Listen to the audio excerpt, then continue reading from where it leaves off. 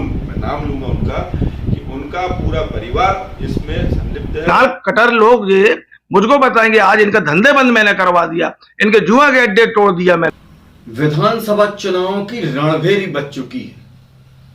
Bharatiya Janata party और कांग्रेस जो मुख्य राजनीतिक दल कहे जाते थे, इनके प्रत्याशियों की घोषणा होते ही अब बयानों का दौर चालू हो गया है।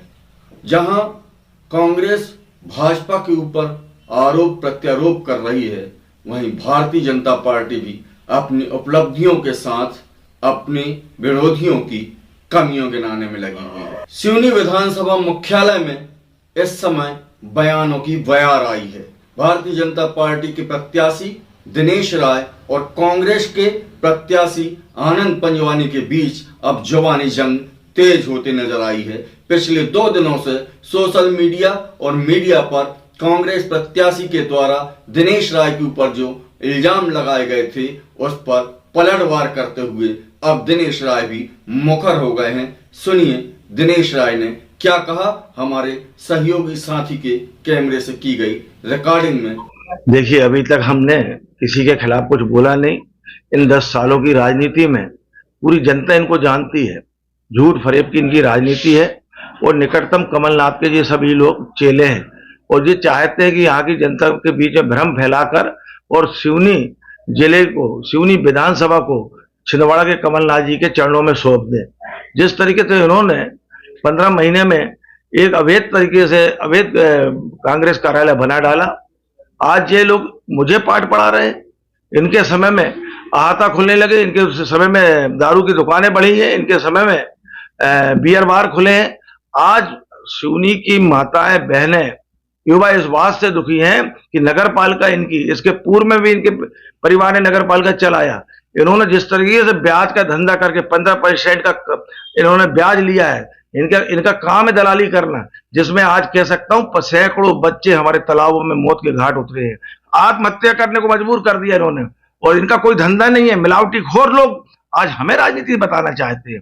आज मैं कहना चाहता हूं, जब कोरोना काल में कहां गए थे जी इतने बड़े समाज से भी, आज आदिवासियों की बात कर रहे हैं, भाइयों की, कहां थे जी? ये 4 महीने से सक्रिय हो गए हैं और कहते हैं कि हम सिवनी विधानसभा में बदलाव लाएंगे। क्या बदलाव लाएंगे? इनको न जानता न पहचानता।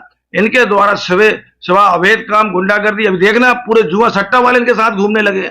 इन्होंने जुआ, इनके नाल कटर लोग ये मुझको बताएंगे, आज इनका धंधे बंद मैंने करवा दिया, इनके जुआ के अड्डे तोड़ दिया मैंने, इनके सट्टे के अड्डे टूट गए हैं। इनके जो जिस तरीके से यहाँ पर लोग आत्महत्या कर रहे थे, ब्याज में पैसा बांट रहे थे, इनके ऊपर कार्रवाई कराया, जिसकी बौखलाहट है।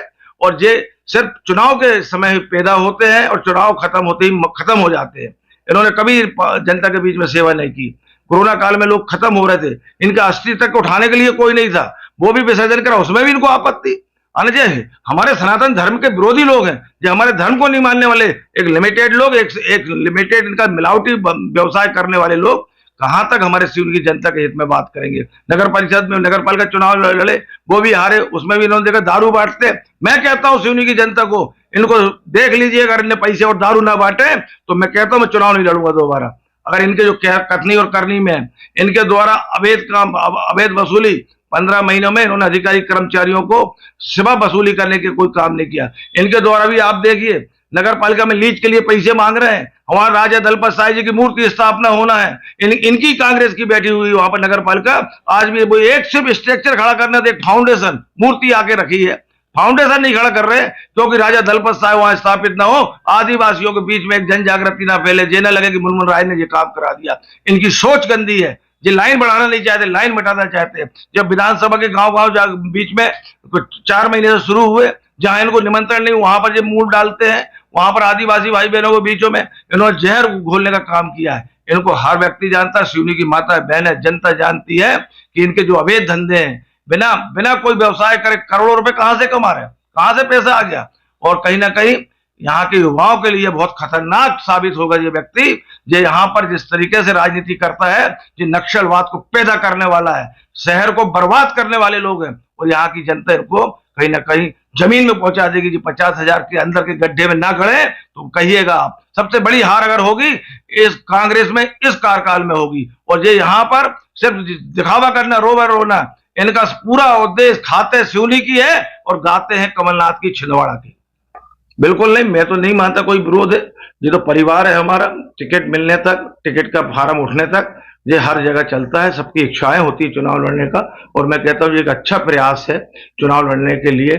आदमी को अपनी ताकत महसूस होना चाहिए, सर्वे करना चाहिए कि हम लोग कहाँ हैं, किसको टिकट मिलना चाहिए। ये पार्टी नेतृत्व का काम है और ये पार्टी नेतृत्व की जवाबदेही होती है कि किसको हम उचित दायित्व सौंपे।